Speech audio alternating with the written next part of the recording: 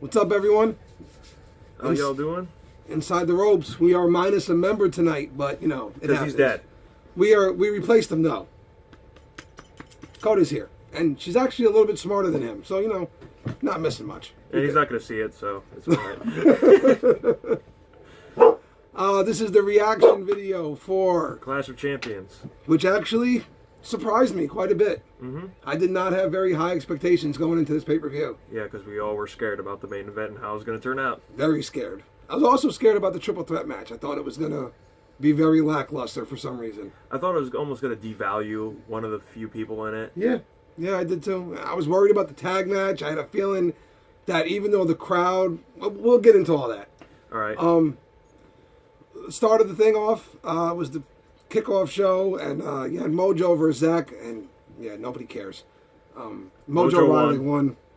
Off of a running elbow to the side It's of the not head. a punch. They can't call it a punch. They called it a punch, but the first thing connected was the elbow. Yeah, when they showed a replay, his fist comes nowhere close to his... And I know it's not real, but the fist still has to come close to his face for it to be a punch. Mm-hmm. Okay? The fist comes nowhere near his face. Add to the fact Ryder was still standing there for a few seconds right before falling over. As While Mojo was talking his shit. pounding his chest, thinking he's King Kong and shit. Yeah, I'm like, what the hell is he going to do? Go after the referee or just start attacking things in midair, thinking he's on the top of the Empire State Building? It was not a good match. Mojo does have a lot of talent in ring. He does. Here's hoping that they repackage him, get rid of the hype bro shit, rebrand him, and maybe he can make a run. But until then, I don't really see too much good coming out of this period. Mm-hmm. Except the end of Zack Ryder, maybe.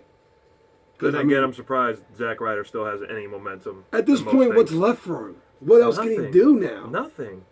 Like, after he lost the title at WrestleMania 32, the next night after, I'm like, it's done for him. There's nothing left for Zack Ryder. Nobody cares about him. And that's sad, because he's a good guy. He got over with his own thing. I'm not saying he's not. I know that. But your gimmick can only get you so far. You have to be able to perform in ring. Ryder has not evolved. He has not changed his style. He has not done anything to make himself more exciting. He's still doing the same thing. Yeah, it's boring and it's tiring, and I'm done with it. From there, it was the triple threat first match of the night, which was surprisingly the triple threat match for the title for the United States Championship. Baron Corbin, Dolph Ziggler, and Bobby Roode. And this is one that I think I got wrong. I picked Bobby Roode. Same. Yeah, I think Corbin was my safe pick. Mm-hmm. And I'm just completely wrong on this one. And great shock value, though. Yeah, it was a great match, back and forth. I don't think any one of them looked bad in the match. I think all three of them looked pretty good. They had their moments. Yeah, all of them had their moments. And then huge shock value moment, and I even said it when the match was starting. I said, for shock value, it would be amazing if they had Dolph Ziggler win. Yeah, because it was going to be like one of two things. It was going to be Bobby Roode winning the title, which everybody wanted to see, or the shock value of having Ziggler win it. They weren't going to get much of a reaction if Corbin retained. No. So I was going with Bobby Roode because I saw the bigger reaction happening from him winning the title. I thought Roode was ready, so I figured this was his first step to him proving he can handle the bigger matches. And you gotta remember too, Roode's 46 years old. Mm-hmm. He's not a young man in this game. If they're gonna make a move with him, it got to be for the main title. It's got to be soon. Yeah, they got to do something soon, and they got to use him now. Because if you wait too long, it can happen real quick where these guys just don't have it anymore. Mm-hmm. But shock value alert, man. Corbin went for the end of days, and Ziggler hit a zigzag, and Dolph Ziggler's your new United States champion. That was a great way to end the match, though. It looked brutal on both people who got hit. And you know what? Give Dolph a lot of credit, man. Switching heel and doing the whole gimmick movement has gotten him back to where he's relevant again. Because not that long ago, he was the stepping stone for NXT guys. And it made no sense because as a stepping stone guy and as the gatekeeper sort of role, you have to win the big matches, and he hasn't been. So with this, at least it's making him more of a respectable figure there. when it comes to the whole gatekeeper thing. And that's not a downplay. We shouldn't downplay that role. No, it's a very role. important role. It's an extremely important role because it's a role where you are getting in there with these guys and forcing them to prove to everyone involved that they can handle main event matches. Yeah, and I remember like the original gatekeeper when I first started watching was like Triple H. Because like almost every year at WrestleMania, he was facing like a new guy at Mania, and it would be like a guy who never really had the main event or a big match feel, and they had to hang with him. And after that, they either sunk into obscurity or they just kept going up and up the ladder. Well, Triple H is still kind of a gatekeeper of sorts, if you want to get technical. Yeah. Because he launches you to superstardom now, if you will, where you're bigger than the other guys on the roster. Your push, all that stuff doesn't matter. You are who you are now. And you've seen it with more than one guy. Daniel Bryan was the first he really came back for to show that Bryan was the guy, if you will. And he did it for Ambrose at one point. He's done it for Roman. He's done it for Rollins now. He comes back for guys that he thinks are above the rest of the roster to kind of put them over. You can't have just a nobody in that gatekeeper spot. It has to be somebody that means something. And Ziggler's value was decreasing by the day at this point. And there was a point where when his contract was about to like end, it was just like, is this guy leaving or not? I really believed he was going to leave. I thought he was going to leave too. I thought he was going to go to Ring of Honor or New Japan. Or just some other indie circuit. I didn't think he would go to TNA because he wants to have a career. You know, going to TNA, you just have a shit show. But yeah, Dolph Ziggler, new champ. Tuesday will be interesting. Corbin vowed revenge, of course. I wouldn't be surprised, though, if Corbin did get his rematch, but did not win the title back. I mean, I don't see how Rude could be involved in the picture, because, like, the way they played it before, like, he wasn't involved in the decision. Corbin got pinned. And Rude was the challenger tonight. He lost his shot. That's kind of it for now. So what's next for Bobby Roode? All I gotta say is, like, main title. I would love to see him and Styles go at it. I think it would be great. I think it would be fantastic. But how do you push him to the main title when he hasn't done anything else yet? It's hard to do. However, it can be done. Flip the spectrum. You could push Corbin towards the main title picture. Because he has won a singles title now. He has been a dominant force. And he did have a hell of an elimination chamber with those other guys. That might have been one of the best elimination chambers I've ever seen. Regardless of the fact that they had padding on the outside. It was still a great match. It was. I'm not denying that. So we'll have to see where these guys go, but it was a great way to start the night. It was a phenomenal way to start the night, pun intended. And then from there, we went into another great match, which in my opinion was match of the night. For me.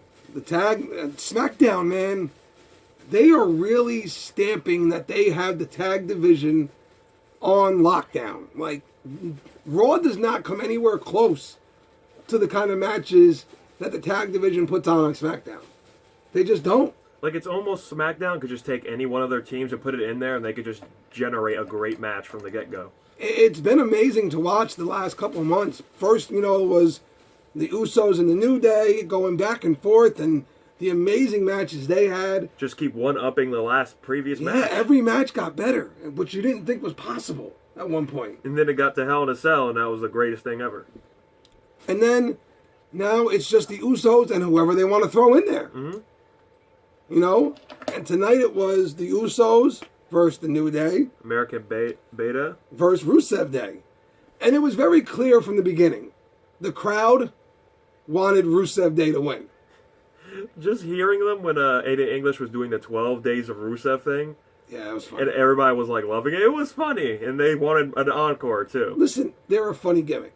It is. It's a funny gimmick. It's funny to watch Rusev, who was so serious for so long, now get in there and act like a nut job. Because that's what he looks like. He's in there acting like a complete nut job. It's nice to see them be relevant for a little while here. I don't believe they'll ever get the titles, though. Just because the team itself isn't that impressive in ring.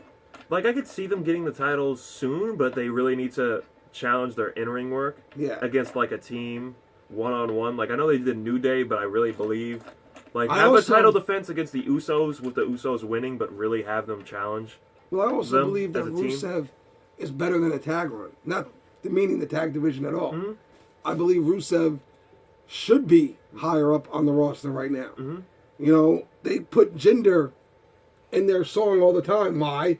Because Rusev thinks he should have gotten that shot. Well, Rusev was originally meant for Jinder's push, but he got injured, and they substituted Jinder for him. And it would be a lot better with Rusev. I'm sorry. It would have been. He's a lot better in ring. You know, he needs help with his promos here and there, but in ring, he's absolutely amazing. And I could buy him, like, winning his matches on his own. Absolutely. But this was an amazing match. I mean, these tag teams tore the roof off the place. There were so many holy shit moments in this match. Mm-hmm.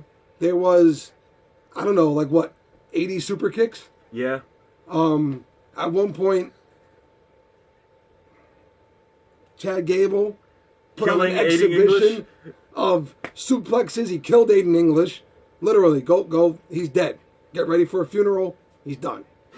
He suplexed everybody. I mean, and Raw Power is suplexing these guys, taking them off their feet where they had no way to push off, just showing how strong he was. The most impressive one was when he suplexed Rusev, because he just grabbed from behind, lifted him up over his head, and suplexed him.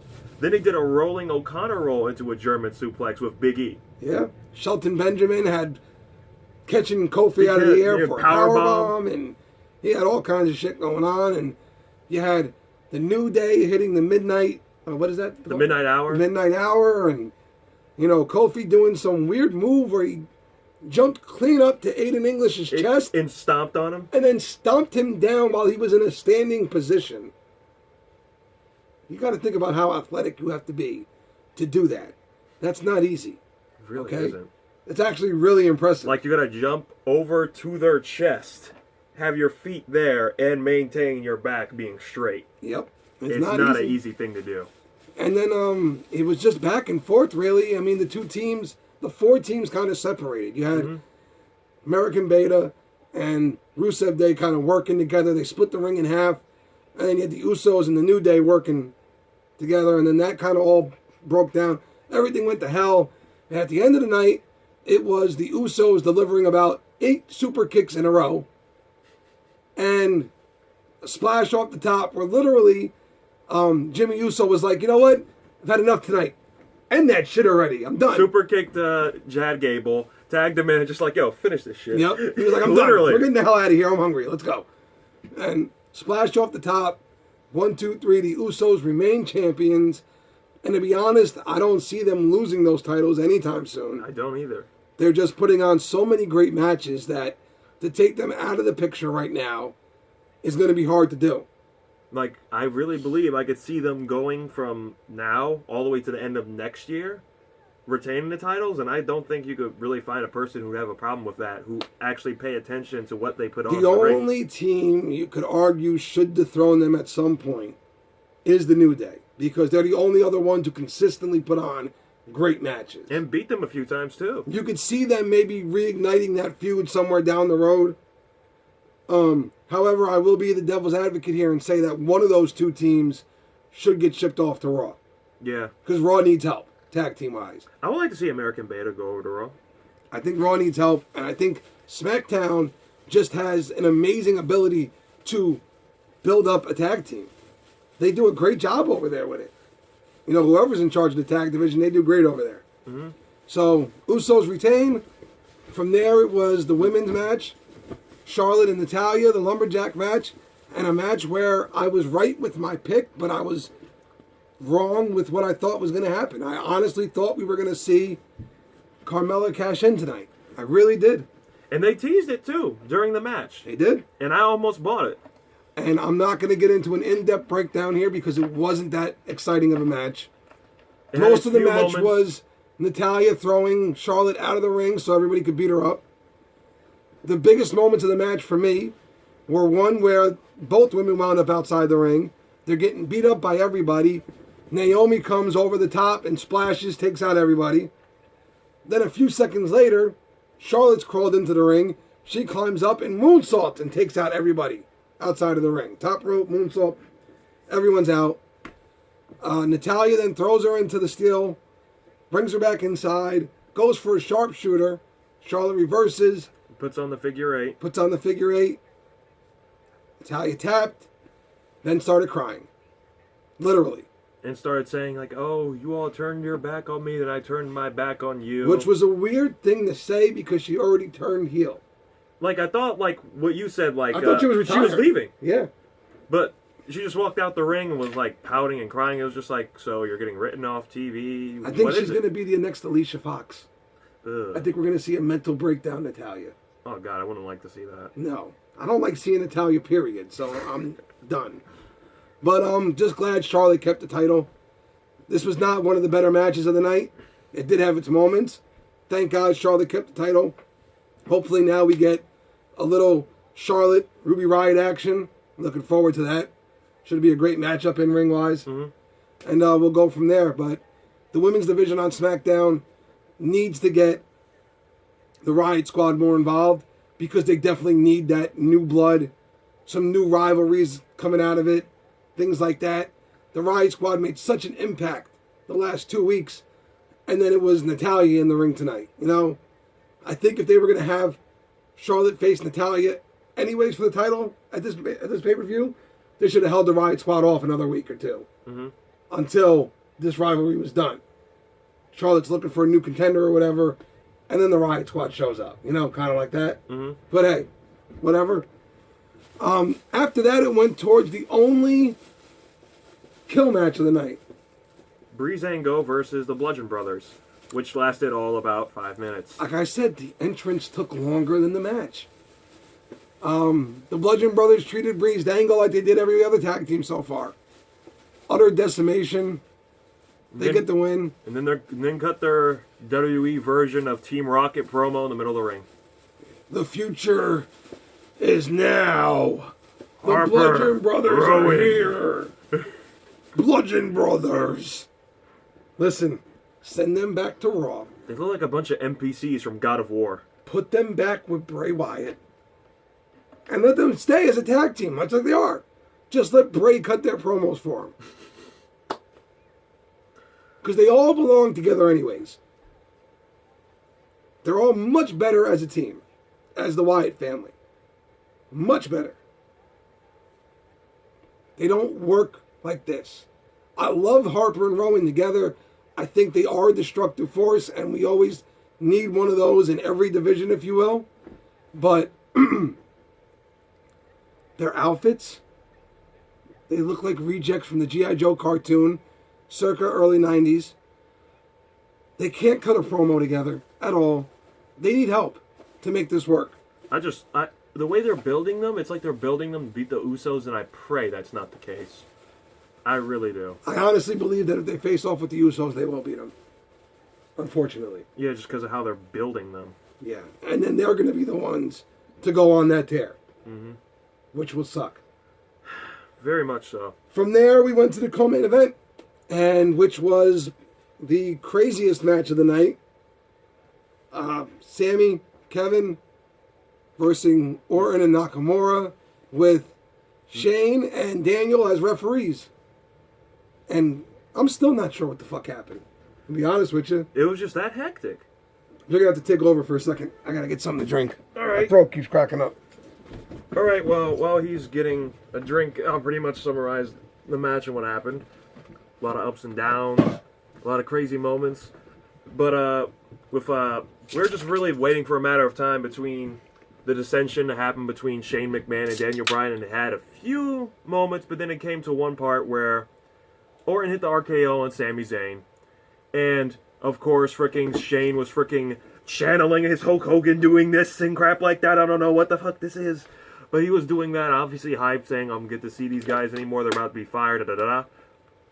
Kevin Owens gets in the ring, but knocks over Daniel Bryan. Daniel Bryan falls over on Shane. And from Shane's counting for the 3. And while Shane was literally going for the 3 count. So he breaks up the count. Mm-hmm. And then, Shane gets up. He's obviously upset. He's in Daniel's face. He's going, come on, Daniel, what the hell was that?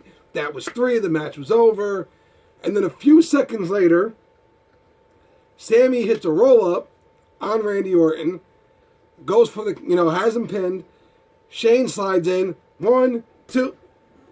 And just stops. And now Daniel's losing his shit. And he's in Shane's face. And he's, what are you doing? That was 3. That was... And during all this, Randy sneaks over, tries to hit Sammy with another RKO. Sammy slips out, rolls up Randy again. Shane's back is turned. Daniel drops to the ground. Just like that, literally. Match over. Match over. Sammy and Kevin win. Daniel with the fast count. And we're left with Shane staring at Daniel Bryant while Daniel is walking out with Sammy and Kevin. And throughout the whole match, there were moments where, like, Sammy would turn and say, "You're not going to disqualify us. I know you won't. I know you won't. You're with us even if you won't admit it." So, you know, I don't really know where this is going, but I did have a good point a few minutes ago. I said for shock value purposes, it would be amazing if they had Daniel Bryan. Think about this. Daniel Bryan. The whole yes movement and all that. Anti-establishment Daniel. Start the Authority on SmackDown with Stephanie backing him to take on Shane.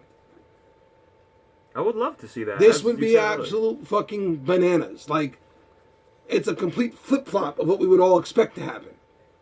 Like I said, shock value-wise, it's got some ground to stand on. It would be crazy. I don't know that that's actually what we're seeing happen. And I really don't know where they're going with all this. Because there's a lot of different angles this can take now. You could have Daniel Bryan leaving the company for all we know. Where he gets fired, he's ready to make his in-ring return, so he's leaving and going to Ring of Honor or something like that. I don't know. It could be where Shane says to Daniel, you know, what you did last night, da-da-da, you're suspended. And then, like, you know, Stephanie brings him to Raw or something like that. There's just a lot of different angles we can go here. I don't know that WWE is going to let Daniel Bryan make an in-ring return. And I know that's what Daniel wants. So we're going to have to really wait and see exactly where this is going. But it's definitely, the riff is there now. Shane and Daniel are no longer on the same team. So does that mean it's the end of Daniel Bryan's days on SmackDown? Is it the end of Shane McMahon's days on SmackDown? Or are we going to see now a power struggle between the two of them on SmackDown? Which doesn't really make sense, because technically Shane can fire Daniel. Because he hired Daniel. So if he hired him, he can fire him. Makes sense. So I'm not really sure what we're going to see. But it's still going to make for must watch when it comes to SmackDown. Yeah, I'm curious to see where this goes from here. Absolutely. Then it was time for the main event. And I'm not going to lie. We were all worried off our ass. Yeah, I was a little sick to my stomach. I was worried. He wasn't even sure if he could watch the match. I was about to, like, just walk out, sit in the hallway, let him watch it. And when he yelled, "It's over," I was going to come in and go, "What happened?" Because I did not want to watch. I didn't. I picked AJ Styles in my prediction video with the POC. But I said it when I picked him. I said, I want AJ. I think I need AJ to win.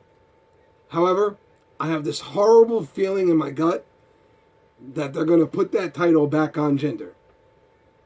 I said, you know, AJ beating him was pop value. That moment. The crowd was in, everybody was in, and they've admitted it since then that that decision literally got changed in ring that night. Just to really set up the hype for Styles and Lesnar. That decision literally got changed in the ring. And it was all because they heard the crowd and they realized Styles Lesnar would be a lot bigger than Jinder Lesnar. So now you fast forward, here we are, back to SmackDown, normal running ways. Are they going to go back to the Jinder push here? Are they going to put the title back on Jinder and let him just continue to grow into a bigger and bigger champion? Like, what are we doing here? But first thing I want to say is this. This was easily Jinder's best match since he got the title put on him.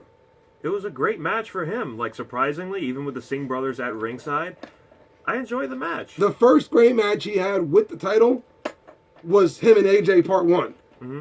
This was his second. So now, is it him or is AJ Styles just that fucking good? You can argue both sides of the coin on this one. Mm-hmm.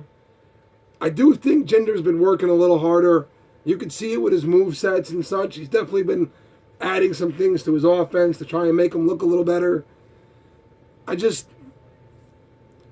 They need to repackage him a little bit, if you will.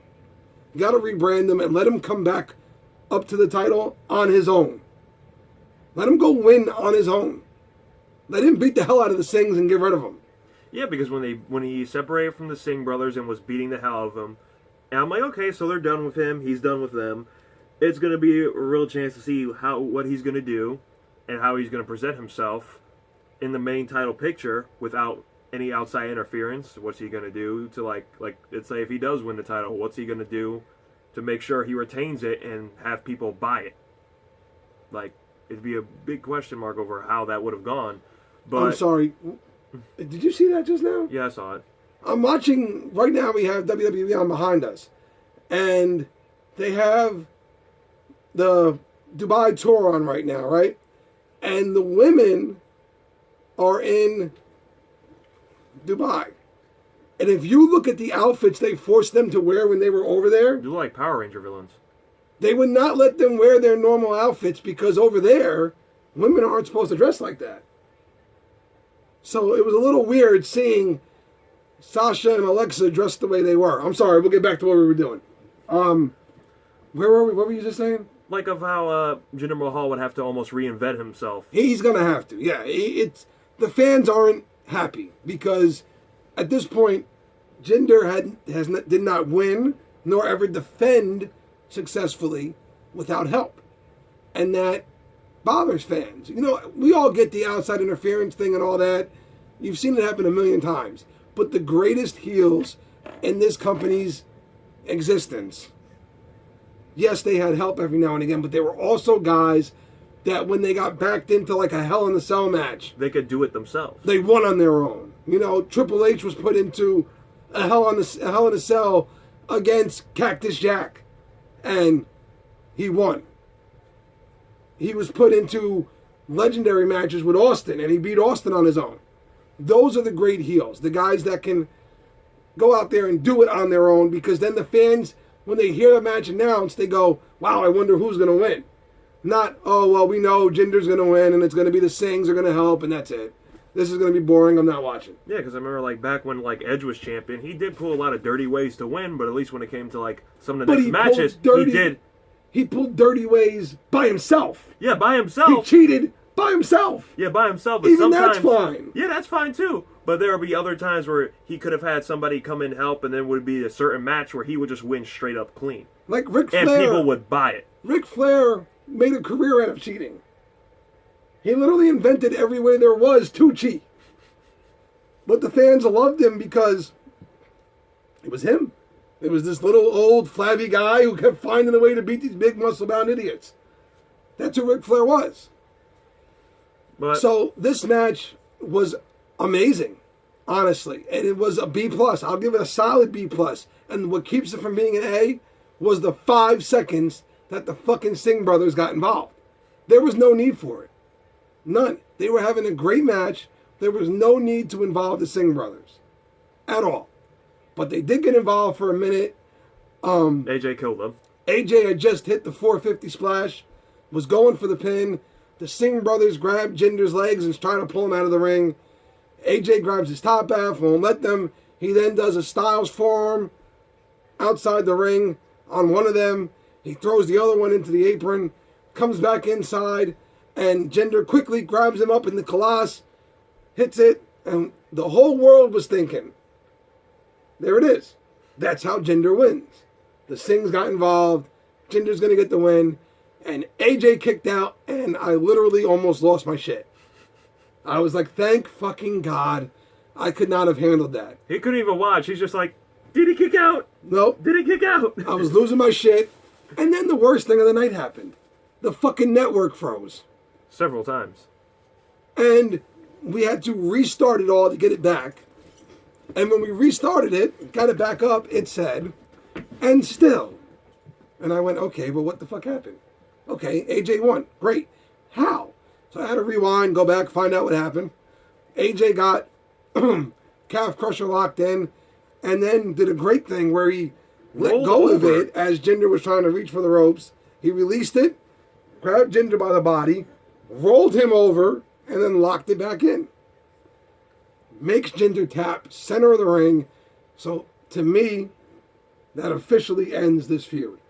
And not only does it say that the feud is over, to me it also says that Jinder's out of the world title picture for a while. Yeah. Because losing by pinfall or stuff like that really is different from tapping out. Because Yeah. by tapping out, you're admitting that the person is not only better, but you lost and you can't take it no more. You Yep. can't go on. I think that's the end of Jinder for a while for the main title picture. Mm-hmm. I think Jinder might wind up becoming the heel version of the gatekeeper to the main title. You want to get to AJ, you kind of got to beat Jinder. Beat me. Yeah, in order you to beat get there. Jinder, then you become number one contender kind of thing. And Jinder's going to be the constant guy who's always in line for a title shot, but doesn't get it because he loses to this one, loses to that one. I could see Jinder, if they really want to push his heel stock, send him down, let him win the U.S. title. Oh, I could buy that. I think that would piss off fans, and they would get- And with his gimmick of India being like the superior thing in the United States title, I would like to see that. he takes the U.S. title back to India with him, the whole nine, and I think it would be a huge, huge role for him to become really a hated heel. Right now, he's just a heel. Fans don't react when he comes out. People don't boo, they don't make noise. It's a quiet stadium, and that's the worst thing you want to hear. Any reaction is better than no reaction. He's getting no reaction. If you're a heel, you want the fans to hate you. You want them to despise you. When you come out, you want them to be booming. The NWO used to come out, fans used to throw stuff at them. They used to shower the ring with friggin' garbage after their match. That's what you want. You don't want a quiet stadium because that means the fans are not invested in your match at all. They don't care. They don't care that you're out there. You have become Apollo Crews. And nobody wants to be Apollo. He's doing nothing. He's actually, right now, I believe, a cheerleader for Apollo Crews. No, I mean for Titus Worldwide's newest signing, which was Dana Brooke. Dana Brooke. That's what he was the last time we saw him. Yeah. He's sitting there like, yeah, Dana Brooke, Titus Worldwide. Woo, woo, woo. Like, so, AJ Styles wins, keeps the title. Now I can't believe we're seeing that right now. Now we'll have to wait and see where they go with AJ from here. Who's next in line? Is it Nakamura? We all hope so. We're all dying to see that, which is probably why we won't get to see that. More than likely, it'll be somebody none of us are expecting right now. I like to see Rude. It could be Rude, but like I said, you have a hard time pushing Rude when he just lost The match the tonight. match for the U.S. title. Could be Corbin. I'm thinking of guys off the top of my head, and you know what name keeps popping back into my head right now What name? as one of the big fours